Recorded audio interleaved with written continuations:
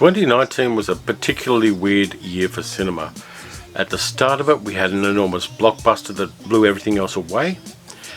And towards the end of it, we started having discussions on streaming services, what makes a movie, what doesn't make a movie.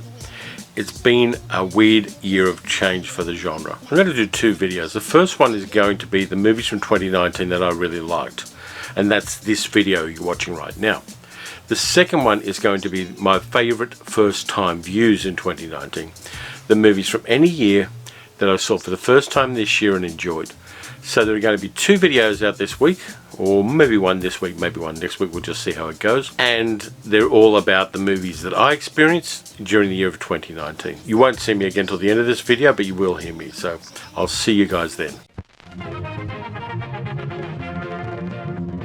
Let's get this party started. I'm going to start off with the elephant in the room, the big kahuna, the big enchilada, Avengers Endgame.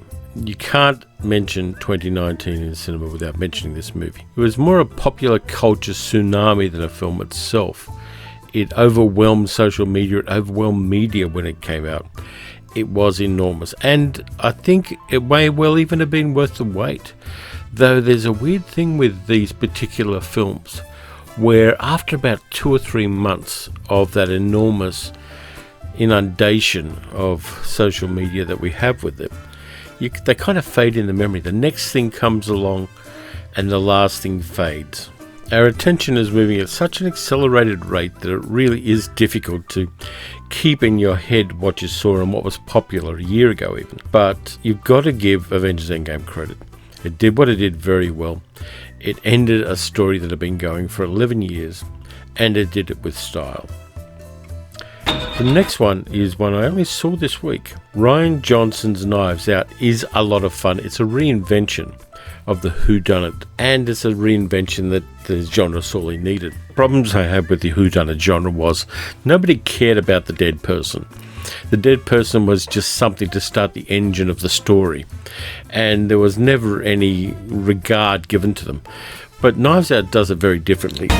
I suspect foul play. It's got all of the things you want in a whodunit, but it's also got heart, and that's very, very important. These kind of movies live and die by their ensemble cast, and this one's on point. We have Chris Evans, Ana de Armas as Marta, the heart of the movie in a lot of ways. Jamie Lee Curtis, Michael Shannon, Don Johnson, Toni Collette, and Christopher Plummer as the victim. And don't worry about spoilers because that's in the trailer. Then we have the crazy and over-the-top and wonderful invention of the last of the Gentleman Sleuths, Benoit Blanc, played by Daniel Craig, with a really thick cornpone accent, and that works. The accent may be a little ropey at times, but Daniel Craig makes the character work.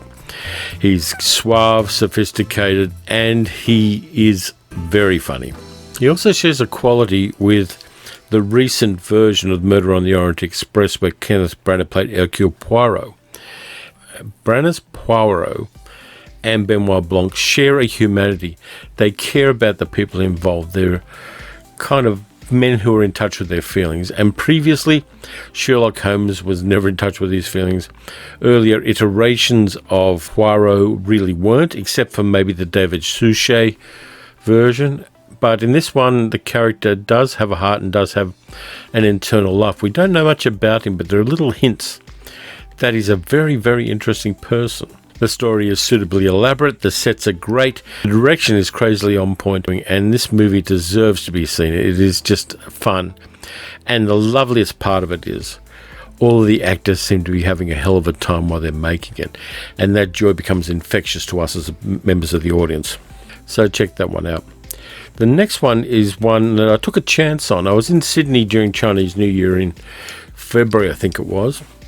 And I happened to be in Chinatown going through the markets, and I knew that there was a Chinese science fiction action film showing up at the Event Cinemas in George Street, and I went there and saw The Wandering Earth, directed by Frank Wo and based on the novel by Liu Cixin, who is the go-to guy for science fiction in China.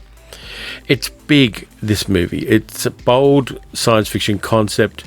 The sun is getting bigger and is turning into a nova. So the people of the world get together and decide to move the Earth to Alpha Centauri. About 30 years into the trip, they have to do a flyby of Jupiter with the whole planet Earth with rockets attached, and things start going wrong. This is storytelling on an enormous scale, and it's done from a Chinese point of view, which means that it's going to take non-Chinese diaspora people a little effort to get their heads around it. But it really is rewarding. The special effects are great. The concepts are great. The characters are engaging. There's love, family, sacrifice, enormous set pieces, and a really nice way of resolving the problems that arise from this crazy idea to move the Earth to another solar system, which I really enjoyed. I saw it with an enormous audience of predominantly Chinese people, and everybody clapped at the end of it, except me, because I don't clap at the end of movies. But it is worth seeing. It's on Netflix at the moment. I'm not sure how long it's going to stay there, but this is an interesting piece of science fiction from an up-and-coming cinema culture. My next favourite is Alita Battle Angel, the Robert Rodriguez directed and written version of the 1990s Japanese manga series, and I kind of liked it. I think the uncanny valley was a problem for a lot of people with the character of Alita's eyes, but after about 2 minutes I didn't have a problem with it. I like the acting in this one, and the action sequences are on point. Rosa Salazar is good as Alita. We've got Christoph Waltz playing her mentor. Jennifer Connelly's in there. We get a small piece of Mahershala Ali as one of the big bads. Ed Screen, Jackie Earle Haley turns up. It just works. It creates its world beautifully. It evokes it really well. The effects are as good as you're going to see anywhere. And that's got that wonderful, slightly retro now cyberpunk feel to it, which I really appreciated. It worked for me. I picked it up on a steelbook when it came out on Blu-ray. It's one I'm going to keep, and I want to see more science fiction like this, where the world building is at least as important as the big explodey bits. Next up, I'm going to go with an Australian film which has got American releases on streaming services, so you will see it wherever you are fairly soon. It's a romantic comedy. It's unashamedly a romantic comedy, but it's by a group of Indigenous creators. It's Top End Wedding, directed by Wayne Blair, and starring the wonderful Miranda Tapsell, Gwilym Lee, Sherry Sebens.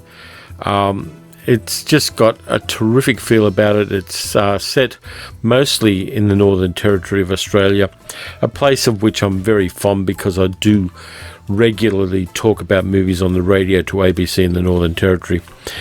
It addresses a lot of contemporary issues for Australia: reconciliation with First Nations people, family, inclusion, what family means, and how we deal with the problems in our past, and everybody's got them.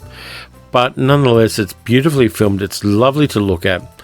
Miranda Tapsell is fantastic as Lauren, the protagonist of the piece. We also get Ursula Jovich playing her mother, Hugh Higginson playing her father, and just a whole terrific ensemble of people who don't often get in the front line of Australian cinema.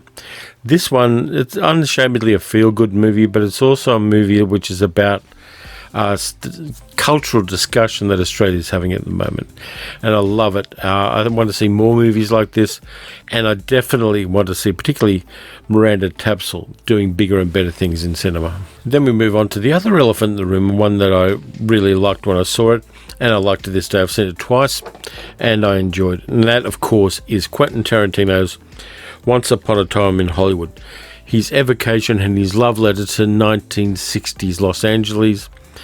It really worked for me. I saw all of the movies that Tarantino recommended you to see beforehand. I think arguably it's one of DiCaprio's best roles. It's a bit tongue-in-cheek when it comes to Brad Pitt, who is definitely channeling the charisma of a classic Hollywood star with his laconic Cliff Booth. It's got a terrific soundtrack of contemporary music of the time. It looks fantastic. It's full of Easter eggs for people like me who hunt down Easter eggs in Tarantino movies. And I'm going to rewatch it and probably see a lot of things I didn't see the first few times around. It's definitely a lot of fun to watch, and the more you know about movies, the more fun it is to watch. Then there's a Netflix movie which came up a little suddenly for me, but I really enjoyed because I liked the source material, and it is the Rudy Ray Moore biopic, Dolomite Is My Name, starring Eddie Murphy as Rudy Ray Moore. It's also got Wesley Snipes in it, playing real-life actor-director Derville Martin, Divine Joy Randolph as great as Lady Reed, Keegan-Michael Key does a nice piece as Jerry Jones, Craig Robinson's in there as well, Titus Burgess. This, of course, was a passion project for Eddie Murphy, and it's nice to see Netflix doing these kind of small, medium-budget films about little off-to-one-side subjects. And it worked for me. It really did. I rewatched 3 of the Rudy Ray Moore movies, Dolomite, The Human Tornado, and Disco Godfather, before I watched Dolomite Is My Name. And all of them are fantastic to see. You can see them if you go to tubitv.com. You'll be able to find all the Rudy Ray Moore originals. Then you can head over to Netflix and watch Dolomite Is My Name. It's silly, fun, and gives us a piece of movie history that we might not otherwise have enjoyed. From there we go to Scorsese's The Irishman, which uses de-aging technology to great effect. It's well over 3 hours long, and I made the mistake of trying to start watching it at 10 o'clock at night, but I succeeded. It's the story of a real-life mafia hitman, Frank Sheeran, played by Robert De Niro, who's a World War II veteran. He gets involved with the mafia, particularly Russell Bufalino, played by Joe Pesci, doing a bit of a career resurgence. He also gets involved with Al Pacino as union boss Jimmy Hoffa, who mysteriously disappeared in the 1970s. The supporting cast is great. Harvey Keitel's in there, Bobby Cannavale, Anna Paquin, Ray Romano doing a serious role. I never liked him in his comedy roles, but he seems to be pretty good as a character actor. It goes from the early 1950s to the early 2000s, and all of the world building and the creation of the time and the background music and the costumes and the sets and the cars are all perfect. And it gives us a long career of this brutal, damaged war veteran and the way in which he had a great influence and was on the sidelines at times of a lot of American history in the second half of the 20th century. This is Scorsese's last masterpiece, I'd say, unless he comes up with something really fantastic in future. I think this is going to be the last hurrah, and it's right up there with his classics like Taxi Driver and Mean Streets. De Niro is fantastic, Pesci's fantastic, and Pacino as Hoffa is suitably over the top. They found a role for Al Pacino that suits his current manic style. You have to see this one. Watch it in one sitting if you can. A lot of people have busted it up into 3 different parts to watch it. But if you're able to watch the whole lot and just go on this incredibly long, but a very, very rewarding cinematic journey. Then we move into science fiction with a social conscience, with a movie directed by Stefan Bristol called See You Yesterday. It stars Eden Duncan Smith as CJ, who, with her friend Sebastian, build a time machine. Actually, they built 2 time machines, 2 backpack time machines, and decided to travel forward a little time. They then find out that some things are happening in the community and in their family, and they go back in time to try to prevent those things from happening. It's really a great combination of big concept science fiction, time travel, alternate timelines, and also the moral questions that are raised by traveling through time. All of this stuff is part of the movie. Also, you've got the beautiful evocation of living in Brooklyn in the black community in the summertime when people are having barbecues and there's a Rastafarian guy selling things on the street. It's got really a nice community feel as well, and a lot of heart to it. I'd love to see a sequel to this movie. The movie does lend itself to a sequel. And it's also good to see a young female character as a lead in this kind of a movie and finding her own strength. It really is a little gem of a film, and even though in some ways there's nothing particularly new about it, the way it tells that story is what's new about it, and Stefan Bristol does a fantastic job as a first-time director on this one. You should check that out. Political comedies, particularly in the current climate, can be a very hard sell. Whatever you do, you're going to lose half of your audience because half of the people who are potentially going to watch your movie are going to be cheesed off because their political beliefs are being mocked. But this movie does that, and does it unashamedly, and is a lot of fun, and it is Long Shot, starring Seth Rogen and Charlize Theron. Seth Rogen plays a journalist who's hired as a speech writer for the Secretary of State of the United States, played by Charlize Theron, who is about to make a run for the presidency of the next election. They get together, they travel because he's got to write speeches on the hop, and they start a relationship. This becomes problematic because he's the kind of Seth Rogen type character. He smokes dope, he's got some very strong political opinions, and some things about him are released to the press. This movie goes in an interesting direction where very strong right-wing powers, in this case personified by a nasty piece of work, played in quite heavy makeup by Andy Serkis, used dirty tricks to try to kill the presidential ambitions of Charlize Theron's character Charlotte Field. The movie works as a comedy, it also works as a political satire, and it also argues in favour of bipartisanship and about people of very different opinions coming together and making peace in order to get things done. We've got a nice little piece by Bob Odenkirk playing the outgoing president, who is not exactly like, well, a little bit like a current incumbent, but not exactly. But the certain kind of political operative is mocked by Bob Odenkirk's character in this one. It went past a lot of people. It didn't make a lot of money, but I really enjoyed it because it actually had something to say, and something to say that wasn't being said, particularly in the context of cinema. The next one's a movie you probably wouldn't expect me to like and enjoy, but I did. It's a movie that turned up, I think, on Amazon Prime. I'll put it down below which one. And it's called Britney Runs a Marathon. And it stars Gillian Bell as a real-life person who director and writer Paul Downs-Colizzo based the story on. Gillian Bell plays Britney, a woman who's got certain problems. She's living in New York City. And she decides to make some positive changes to her life by training for and running a marathon, the New York Marathon, in fact. It's got some... This is a story arc that we've seen before, but it's got enough real-life twists because it is based on somebody's actual life, so that it gives us some real thought-provoking, funny, and interesting little twists and turns to make it a little more than it would be otherwise. It really is an engaging film. Gillian Bell is great in it. She actually trained to get ready for a marathon and ran the New York Marathon. Some of the footage is shot during the marathon itself. It really does work, and I'm a sucker for redemption movies. And this one, even though it's not in my usual comfort zone of viewing, is one that I really did enjoy and appreciate.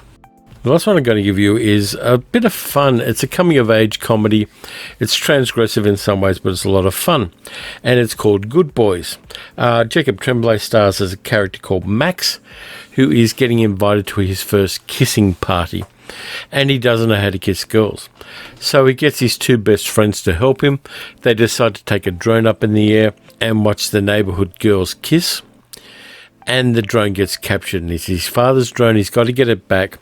And so a big adventure starts with the boys getting ready for this kissing party and also trying to get Max's father's drone back before his father gets home from a weekend away.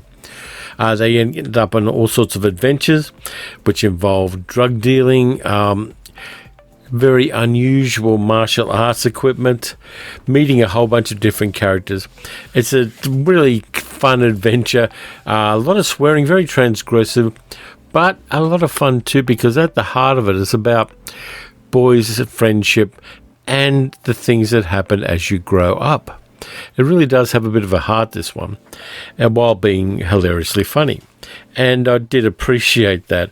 I think that comedies now are getting a little more layering to them than a lot of them had in the past, and a lot of kind of complexity about them, and this one's very much no exception. You should check it out. Just be aware of the swearing, the silliness, and the visual depiction of certain marital aids. Those were the movies from 2019 that I saw and enjoyed. I hope you enjoyed some of them. Let me know what your favourites of 2019 are. I'm sure they're going to be very different than mine. Everybody's an individual, and that's what makes this fun. So as usual, please throw a like and a subscribe and a bit of a comment there if you enjoyed this video. There will be more content well into 2020. I'm not going anywhere, and movies keep doing interesting things. So in the meantime, watch some good movies, watch some bad movies, watch any damn movie you like. And I'll be back soon with another video. See you then.